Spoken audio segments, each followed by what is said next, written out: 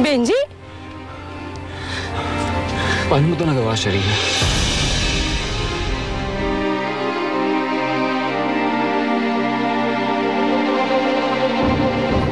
Parang napaka-imposible naman yung sinasabi niyo sa akin. Eh, matagal na akong nasunog sa impyerno yun. Di ba nga sinunog na natin yung mga picture niya rito?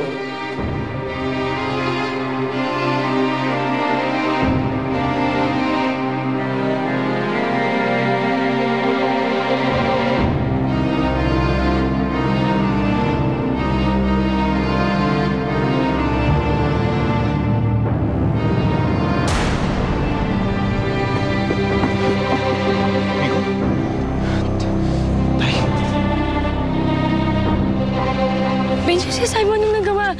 Benji, wala akong ginagawa sa'yo. Huling-huli ko kayo, Sharina. Magkayakap kayo. Kitang-kita ko. Benji, mali ang iniisip ko. Ano mali? Hindi ako bulag! Kitang-kita ko ginawa ninyo, Sharina! Benji, hindi. Ano hindi? Alam ko, kitang-kita ko ginawa ninyo. Bakit? Alam ko naman, Sharina, mas gusto mo siya eh. Bakit? Dahil mayaman siya? At ako, hindi ko bibigay ang gusto mo? Hindi pambayad nga sa restaurant, hindi ko mabigay sa'yo eh. Hindi! Kung di ako dumating agad, ano? Baka ano na nangyari sa inyo?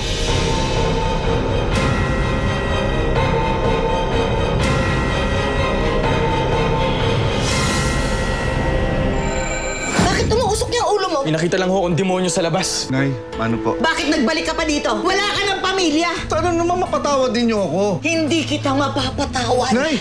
Kayo ba si Benji Castor? Ano kailangan niya? May reklamo si Mr. Dento Ascaraga sa inyo. Serious physical injury. May naka-schedule kayong hearing sa barangay bukas. Eh, teka, paano kung bumalik yung tatay mo? Buti nga wala doon si Kuya Benji eh. Pasalamat siya. Malaki din kasi yung galit ni Kuya Benji sa tatay namin. Andito ba si Berto? Ayoko din na makita ako ng mga anak ko. Hindi ko rin kaya kung ano isusumbat nila sa akin. Santo yung anak ko.